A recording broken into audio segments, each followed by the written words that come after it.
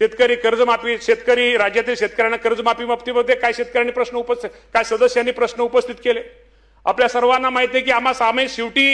ह्या सरकारमधले अनेक मुलंही शेतकरी हे जे मंत्रिमंडळात काम करून असू द्या किंवा आमदार असू द्या, शेवटी आम्ही सगळेजण शेतकऱ्याची मुलं आहोत. शेवटी शेतकऱ्यांचं हित जपणं, शेतकऱ्यांना मदत करणं, शेतकऱ्याला सहकार्य करणं आणि शेतकरी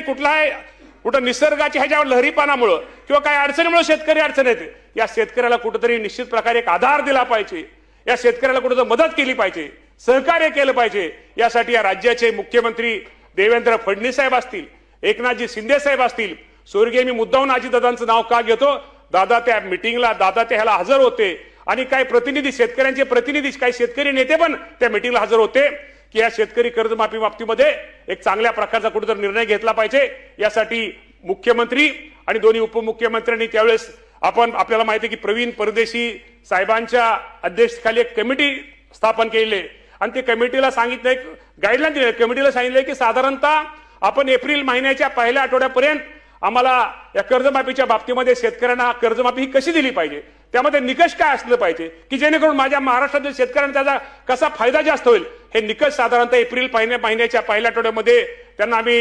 हे दिलेलं आहे. त्यामुळे एप्रिल महिन्याच्या पहिल्या आठवड्यात त्यांचा अहवाल आल्यानंतर त्या बाबतीमध्ये चर्चा होऊन साधारणतः आपल्याला माहिती आहे की सोसायटीचं कुठलंही शेतकऱ्यांचं सोसायटीचं वर्ष 30 जून असतं. 30 जून पूर्वी या राज्यातील माझ्या शेतकऱ्यांना कर्जमाफीच्या बाबतीमध्ये या राज्याचे मुख्यमंत्री आणि दोन्ही उपमुख्यमंत्री निर्णय घेतील, परंतु माझ्या शेतकऱ्यांना कर्जमाफी ही दिली जाईल हे मुख्यमंत्र्यांचं जे आश्वासन आहे निश्चित प्रकारे आपल्या सर्वांना सांगतो, हे 30 जून पूर्वी हे पूर्ण निश्चित प्रकारे केलं जाईल.